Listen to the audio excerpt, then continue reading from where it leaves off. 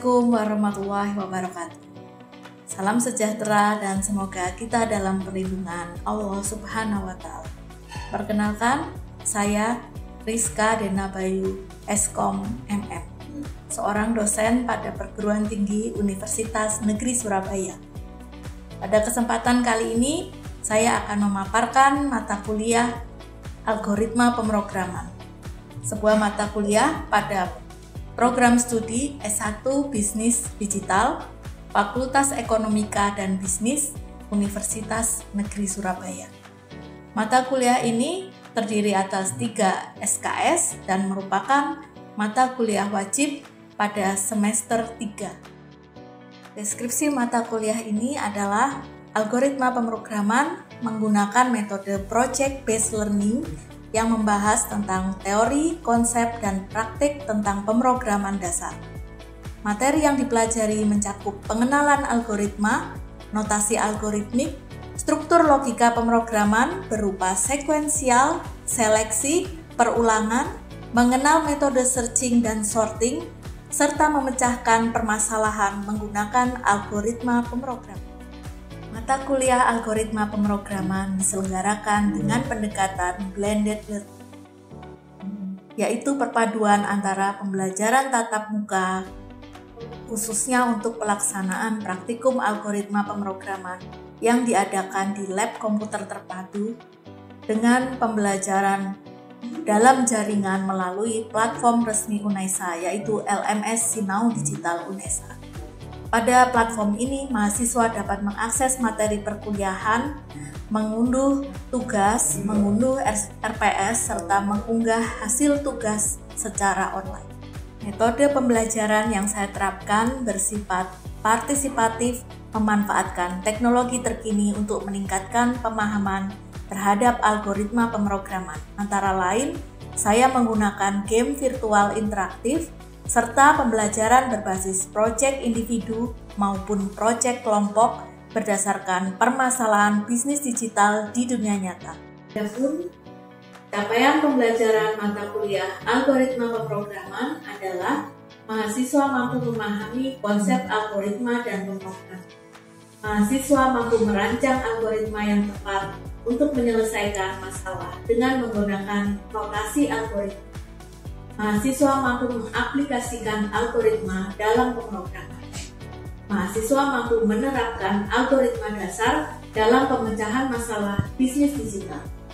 Mahasiswa mampu menganalisis dan memodifikasi algoritma untuk meningkatkan efisiensi dalam konteks bisnis digital. Adapun materi pembelajaran pada mata kuliah algoritma pemrograman adalah: pertama, perbedaan algoritma dan program. 2. Macam-macam notasi atau bentuk penulisan algoritma. 3. Siklus pembuatan program. 4. Penulisan algoritma dalam bentuk deskriptif, diagram alir, dan pseudocode. 5. Jenis tipe data, operator. 6. Konsep variabel. 7. Konsep fungsi dan prosedur. 8. Struktur logika pemrograman sekuensial, seleksi, dan pengulangan. 9. Konsep list, tuple, set, dan dictionary. 10. Pemrograman GUI sederhana untuk mendukung bisnis digital. Dan 11. Konsep searching dan sorting. Kemudian, rubrik penilaian pada mata kuliah algoritma pemrograman adalah: 1. Aktivitas partisipasi sebanyak 22,5%. 2. Penilaian hasil proyek sebanyak 63,33%, penilaian praktikum sebanyak 1,67%, dan praktik atau unjuk kerja sebanyak 12,5%. Baik, untuk tahapan berikutnya, mari kita simak video pembelajaran mata kuliah algoritma pemrograman. Assalamualaikum warahmatullahi wabarakatuh. Waalaikumsalam warahmatullahi wabarakatuh. Selamat datang di minggu ke-7 atau pertemuan ke-7 mata kuliah algoritma pemrograman, teman-teman. Sebelum kita mulai perkuliahan, alangkah baiknya kita berdoa terlebih dahulu. Mari kita berdoa menurut agama dan kepercayaan masing-masing. Berdoa dimulai. Ya, berdoa selesai. Di mungkin sebelum kita masuk ke pertemuan ke-7 dan apa yang akan kita pelajari di pertemuan ke-7 ini, saya sedikit mengulangi pertemuan sebelum-sebelumnya ya. Di pertemuan ke-6 kita sudah belajar mengenai algoritma selection atau seleksi, dan di pertemuan ke-5 kita sudah mempelajari algoritma pemrograman sekuensial ya. Maka di pertemuan ke-7 ini kita akan mempelajari mengenai algoritma perulangan teman-teman, atau yang sering disebut looping ya. Dan sebenarnya looping itu tidak hanya ada di pemrograman ya, tetapi juga ada di kehidupan sehari-hari ya kan. Mungkin di sini adakah yang hobi olahraga atau mungkin bela diri atau dance? Silakan raise hand. Dance. Mbak Nabila dance. Mas Gilang? Coba dua-duanya maju ke depan. Ayo. Silakan. Oke. Ya. Katakanlah di sini Mbak Nabila belum pernah mempelajari bela diri, ya, terus ingin belajar ke Mas Gilang, ya, pasti ada gerakan-gerakan untuk pemula, ya, pasti nggak langsung bisa jurus-jurus canggih kan ya teman-teman. Mungkin ada gerakan-gerakan sederhana yang perlu kita latih dulu di awal. Biasanya apa Mas kalau bela diri Mas Gilang? Kebetulan saya kan basicnya tinju. Biasanya di tinju itu yang paling basic itu pukulan jab and strike. Kalau jab itu gimana jab? Mohon gitu ya. Iya, silakan. Kita kan dari kuda-kuda. Coba Mbak Nabila ikuti kuda-kuda. Itu ngelempar pukulan yang ada di kaki depan kiri misalkan. Ya. Itu ke depan. Ke depan. Ya. Strike-nya itu yang kanan. Oh begitu. Jadi gini jab, begini strike. Jadi itu kaki kirinya itu ditaruh di depan, kita ngadep ke depan, terus ini kaki kirinya ditekuk agak 45 derajat ke kanan. Ya. Kalau menjelaskan mengulanginya gimana? Ya, untuk masuk ke pukulannya, yang pertama tangannya angkat ke atas. Nah, ya. Kalau misalkan jab kan kirinya yang dilempar, kalau misalkan strike kan kanan. Ya. Jadi tinggal diulangin aja. Tuh.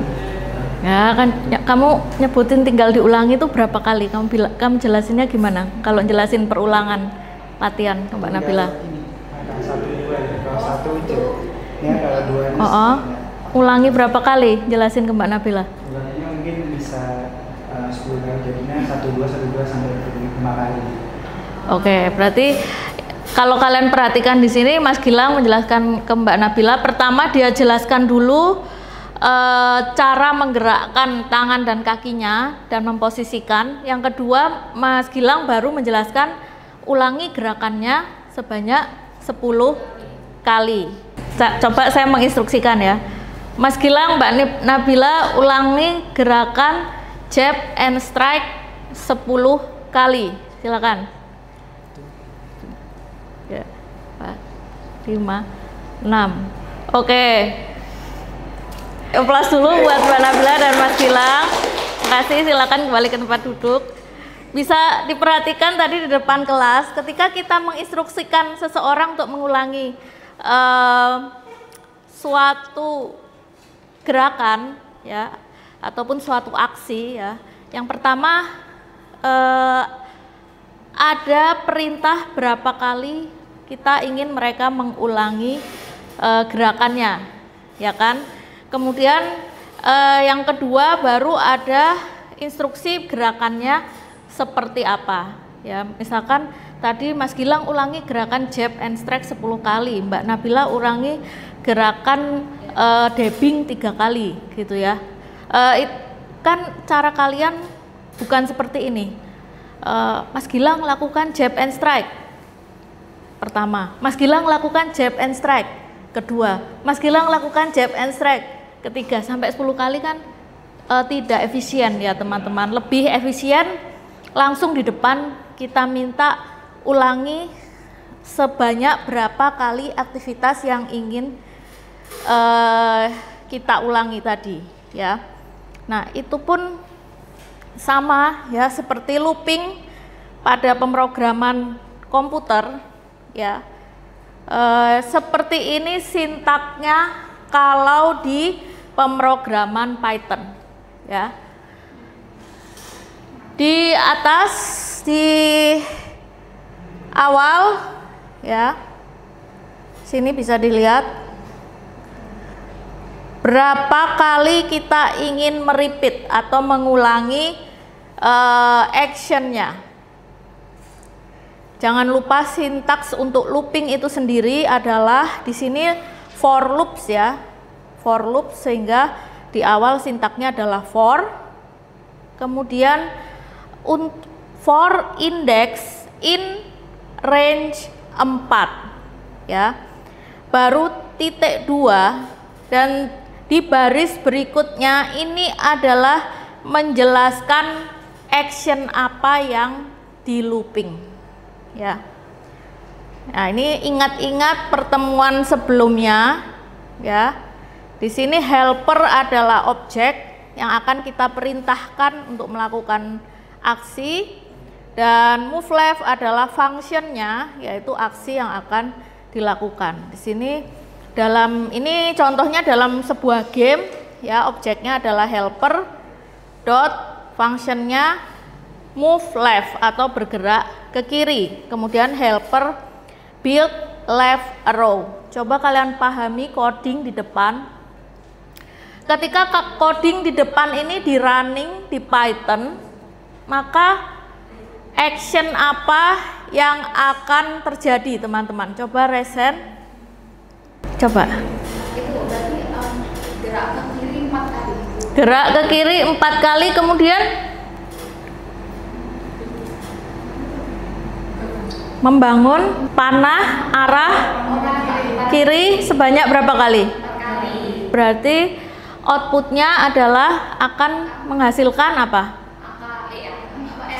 Arrow panah kiri sebanyak 4 ya. Jadi kalau game ini saya jalankan akan menghasilkan sebuah item ya, auto objek dalam game, yaitu panah ke kiri 4 kali teman-teman. Sebenarnya saya bisa saja menulis codingan dengan cara mengulangi ya, helper move left, helper build left arrow, satu row.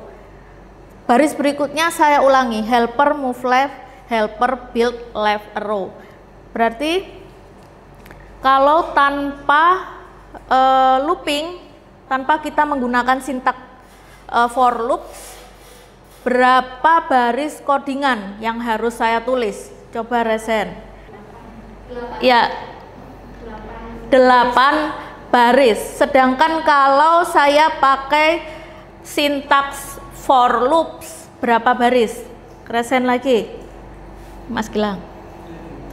3. Dari sini aja, dari kita mengulangi 4 aksi sudah terlihat efisiensinya ya teman-teman. Tanpa sintaks for loops kita butuh 8 baris. Menggunakan sintaks loop kita hanya butuh 3 baris coding.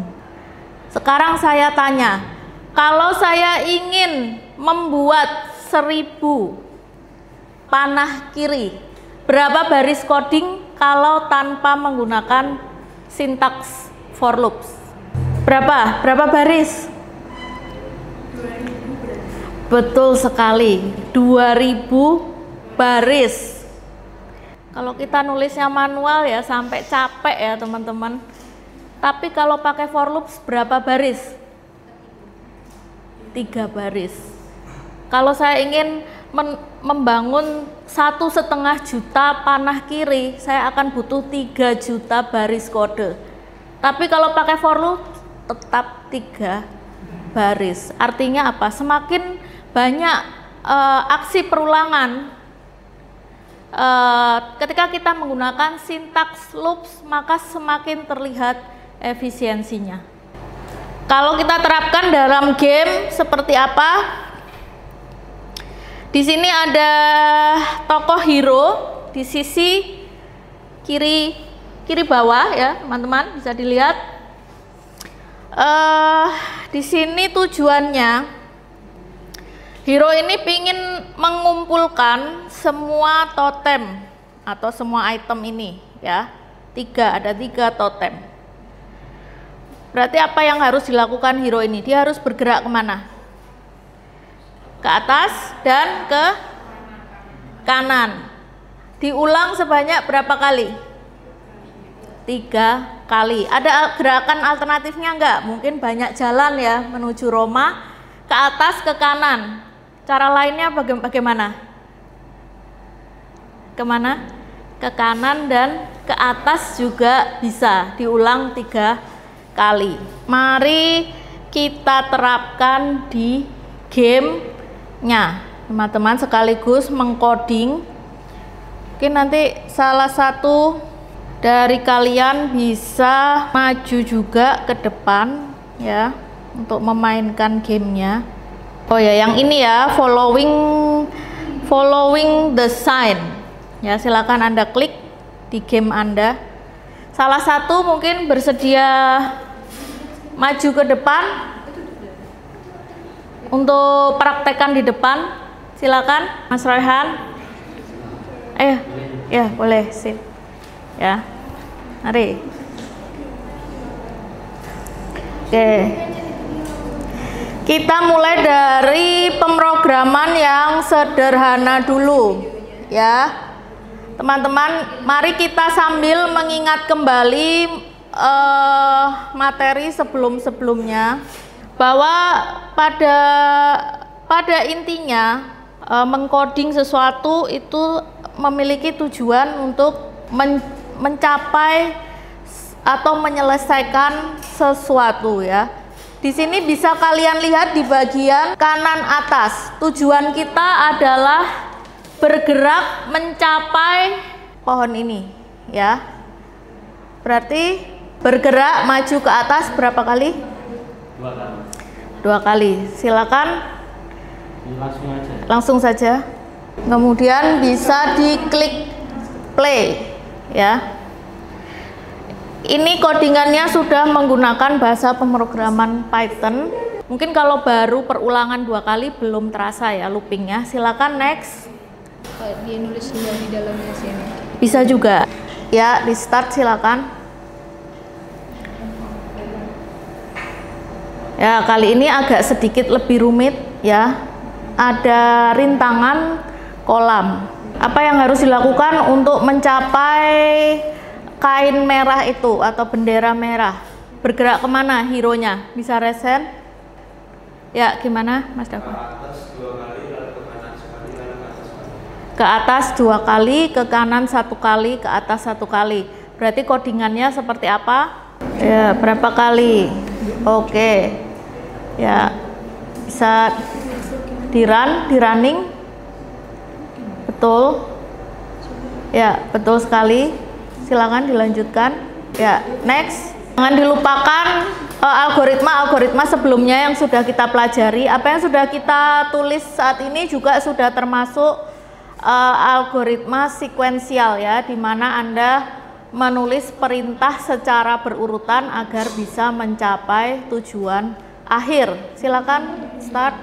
Kali ini tujuan akhirnya lebih rumit ya teman-teman, yaitu mencapai pintu yang di atas itu. Mari kita ingat prinsip breakdown ya, membreakdown suatu permasalahan atau decomposition ya, dekomposisi, di mana ketika suatu permasalahan itu rumit, kita bisa memecah-mecah permasalahannya menjadi beberapa permasalahan yang lebih sederhana. Silakan di next. Maka di sini permasalahannya dipecah menjadi 2 permasalahan yang lebih sederhana, sehingga tujuannya pun dipecah menjadi 2 sub goal. Yaitu di sini ada kita harus menuju pintu, kemudian menggunakan pintunya. Silakan di next.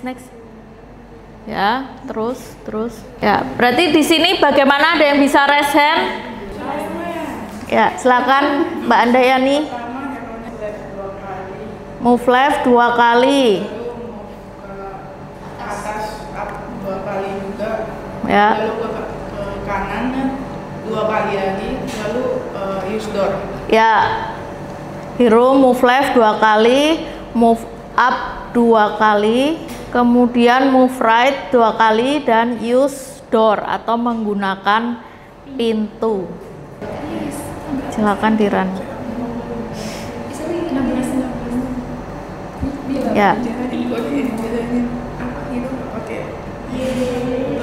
Di sini kita sudah berhasil mencapai tujuan akhir dari program ini. Selanjutnya, mungkin ada yang bisa bergantian selain Mas Royhan, Mbak Nabila. Ya, di sini akan semakin rumit permasalahannya, teman-teman. Kali ini program Python-nya dipecah menjadi berapa subgoal? Ya, Mas Roy, 3 subgoal. Subgoal pertama adalah apa? Kita harus mencapai dan menggunakan lever.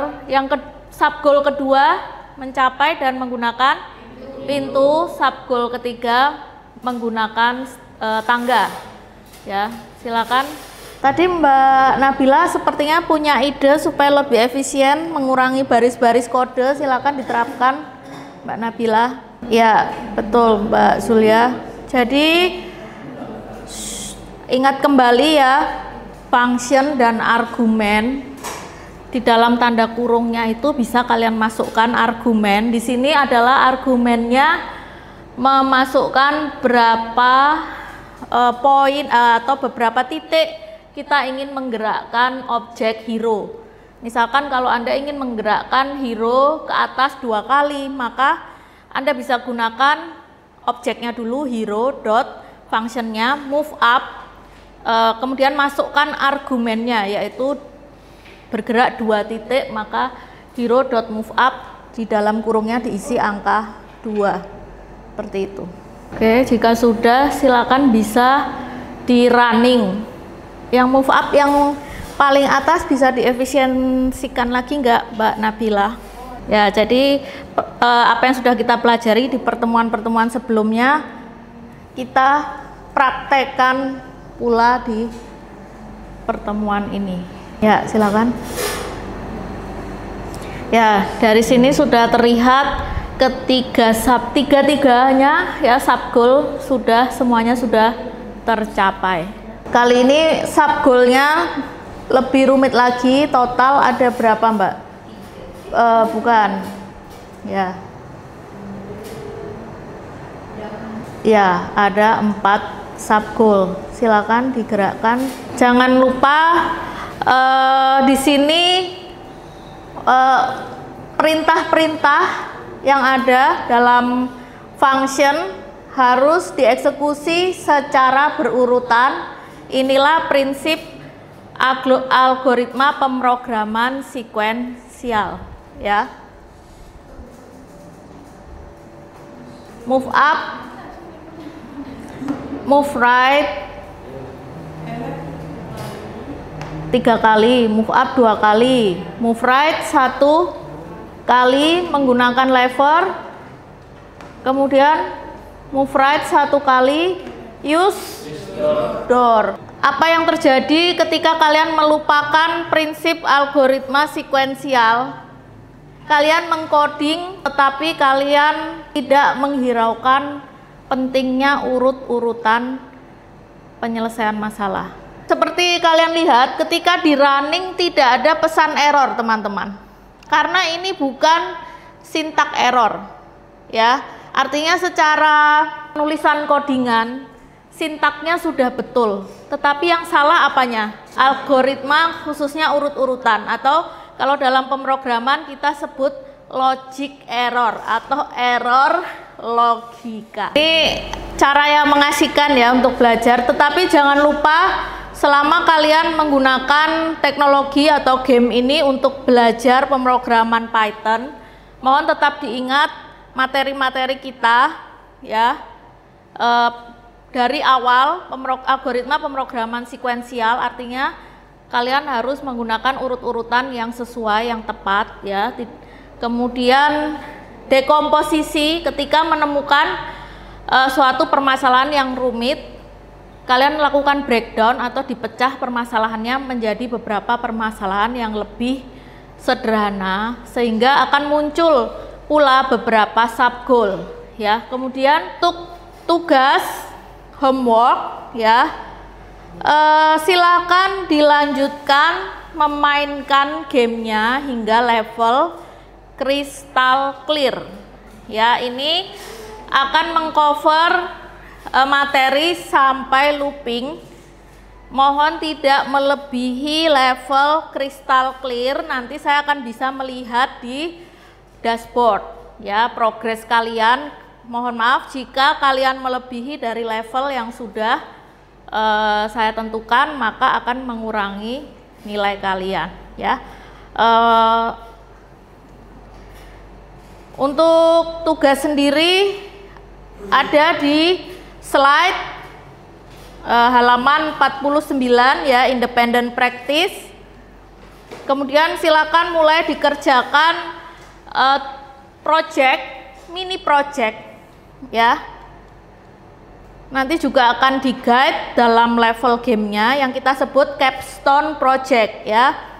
Di sini selain kalian akan belajar memainkan game ya, dengan memainkan game itu kalian akan berlatih sintak-sintak Python. Kalian juga akan belajar mendesain gamenya ya. Silakan mulai kalian kerjakan mini project ya, mendesain game. Minggu depan akan kita bahas mengenai project ini, capstone project, dan juga saya akan melihat dan menilai codingan kalian ketika mengerjakan hingga level crystal clear atau hingga materi looping ya. Adakah pertanyaan? Oke, baik.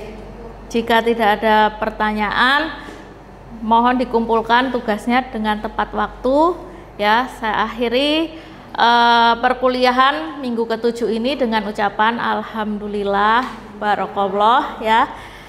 Wassalamualaikum warahmatullahi wabarakatuh. Waalaikumsalam warahmatullahi wabarakatuh. Ya.